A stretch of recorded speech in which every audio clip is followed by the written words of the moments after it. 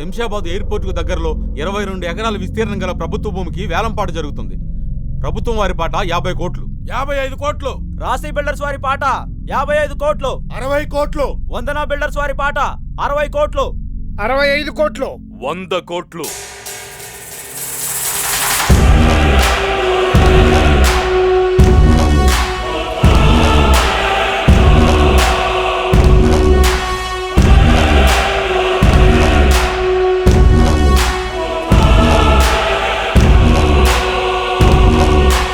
వచ్చాడు ఇంకా నాశనమే.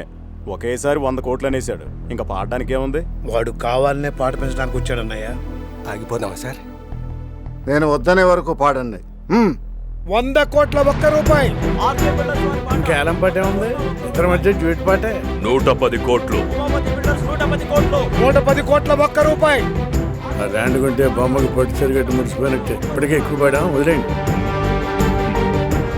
120 కోట్లు. వీడి పెళ్ళం మాట తప్ప ఎవరు మాట అంటారు. 120 కోట్ల ₹1. వాడికి ఏదో మెంటల్కి పెంచుతున్నాడు.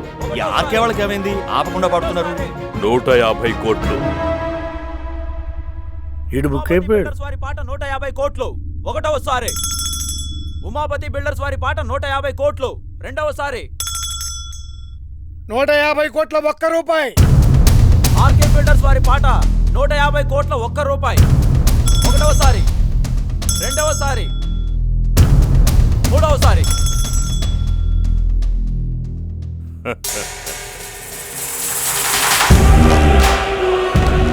ఈ దెబ్బతో ఆ రామకృష్ణ గాడికి 50 కోట్లు బొక్క.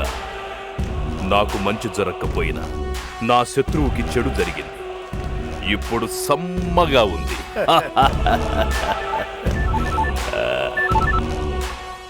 హలో, నేను మూర్తిని. పాట మందేగా. ఆ?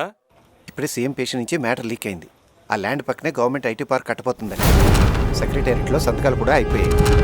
ఇప్పుడు ఆ ల్యాండ్ వాల్యూ 250 కోట్ల పైనే ఉంటుంది.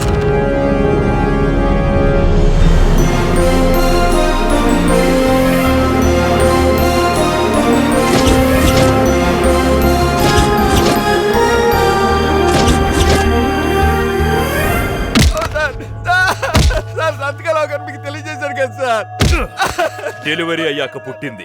ఆడో మగో వార్డు బాయ్ కూడా చెప్తాడు. కడుపులో ఉన్నప్పుడే స్కానింగ్ చేసి చెప్పే డాక్టర్ కావాలి నాకు. పాపం పోతాడు సార్. ఒక టెండర్ పోయిన దానికి ఎంత కోపమా? కొత్తగా పుట్టుకొచ్చిన కోపం కాదురా ఇది. 20 ఏళ్లది.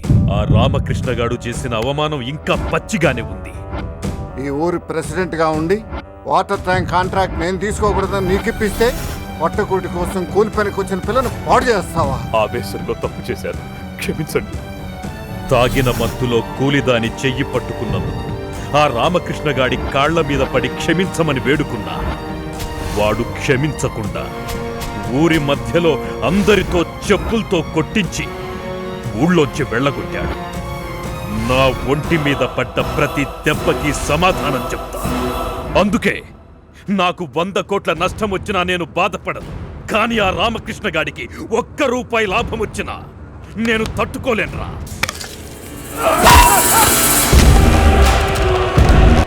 మీ బావగారు పర్ఫెక్ట్ చేసేది ఒకటే. వినపడిందంటే సుత్తి టేప్ తిప్పుతాడు. కొత్త బిల్డింగ్కి మేకపోతును బలిద్దామనుకున్నా,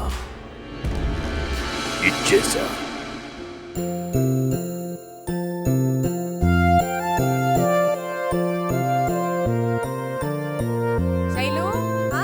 వస్తున్నానమ్మా.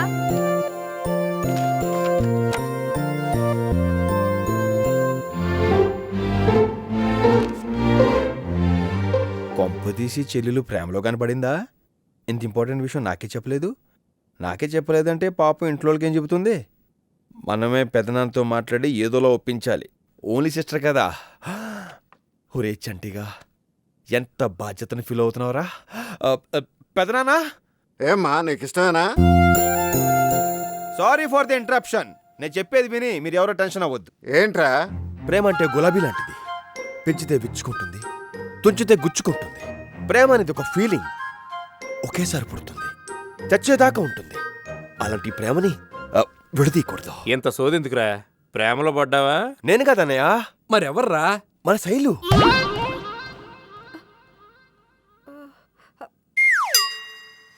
ఏంట్రా నువ్వు అనేది? అవును పెద్దనాన్న, శైలు ఒక అబ్బాయిని ప్రేమిస్తుంది. నీతో చెప్పిందా? చెప్తే ఎవరికైనా తెలుస్తుంది, చెప్పకుండా అర్థం చేసుకుంటేనే నిజమైన అన్నయ్య. ప్రూఫ్ కావాలా? రాజాలా ఉన్నాడు కదా, ఆస్తి అంతస్తు వంశం మర్యాద అనకుండా వాళ్ళిద్దరికి పెళ్లి చేసి మీ పెద్దరికాన్ని కాపాడుకోండి. ఏంటి అందరూ అలా చూస్తున్నారా? చూడక దండే సన్మానించుకోవాలని నువ్వు చేసిన ఏదో పనికి. ఈ కుర్రాడేరా మేము సేలుకు చూసిన పెళ్లి కొడుకు. అనవసరంగా అందరినీ టెన్షన్లో పెట్టేశావు కదరా. రేపు సంక్రాంతికి ఊరెళ్తున్నాం కదా, తిరిగి వచ్చాక మంచి రోజు చూసుకుని నిశ్చితార్థం పెట్టుకోవాలనుకుంటున్నాం. విన్నావుగా, రేపు సాయంకాలం 4 గంటలకి రైలు. ఎక్కడికి వెళ్లకుండా ఇంట్లోనే ఉండు. మ్యాటర్ తెలుసుకోకుండా అనవసరంగా ఓవర్ యాక్షన్ చేశానే. థూ, నీ బతుకు చెడా. ఇది ముందు బుల్డోజర్ తోలేవాడవా? ఎందుకంటే స్పీడ్ వెళ్తాను ఈ ఆటో. త్వరగా తోలా. ఏంట్రా ఆటోలో రాజమండ్రి దాకా వెళ్ళిపోతున్నావేంటి? నీ తొక్కల ఫేస్ కి మేకప్ వేసేసరికి లేట్ అయ్యి ట్రైన్ మిస్ అయ్యాం. లేకపోతే అందరితో కలిసి వెళ్ళేవాళ్ళం. ఊరుకో వాళ్ళందరితో కలిసి వెళ్తే మనకున్న ఇమేజ్లకి పెద్ద బోకులు అనుకుందరు. లేట్కి వెళ్తే కొంచెం లెవెల్ మెయింటైన్ చేసినట్టు ఉంటది. అది మా పెద్దనాన్న మ్యాచింగ్ డబ్బులతో కొనదురా. ఇది కూడా ఆయన డబ్బులతో కొనదే. ఏట మందా? మందా పక్కోడ దాని కాదురా, మన అవసరానికి ఉందా లేదా అది చూడాలి. ఒరేయ్ చూసి వాళ్ళకి ఇది వాటర్, నాకే క్వార్టర్ రా. చూడరా, టికెట్ లేకుండా ట్రైన్ జర్నీ అన్న చేయగలమో కానీ టికెట్ లేకుండా అసలు ఏ జర్నీ చేయలేను రా. ట్రైన్ మిస్ అవుతామేమో రా. దిగు. ఇగో బాబు డబ్బులు. తాగబోతే అదవా, తొందరగా డబ్బులు ఇచ్చిరా. వస్తాను సార్, గోదావరి ఎక్స్ప్రెస్ ఏ ప్లాట్ఫామ్ అండి? 5 అదంట్రా, తొందర 6 7 8 9 తొందర.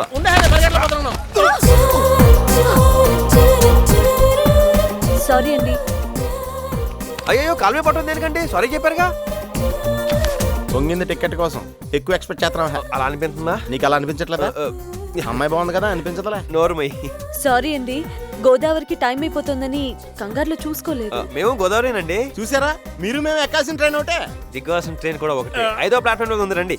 లేదండి, గోదావరి 3వ ప్లాట్ఫామ్ అన్నారు. ఎవరు మీకు చెప్పింది ఎదవా? కౌంటర్ లో ఉన్నారు. మాకు టీటీ చెప్పాడండి. అది కాదండి. సరే వెళ్ళి ఎక్కండి. ఏ కలకత్తాలోనో కాశ్మీర్లో దిగుతారు, తీరిపోద్ది. అరే సినిగా ట్రైన్ కదిలిపోయింది. రండి. నేను ముందే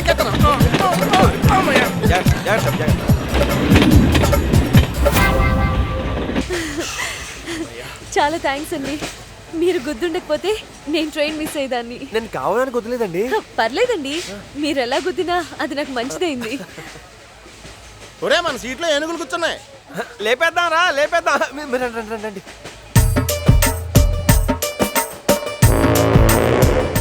రెండు నిమిషాలు లేట్ అయ్యేసరికి నిండా సీట్ పెట్టేశారే. తెలిసి కూర్చున్నారా? బలిసి కూర్చున్నారా?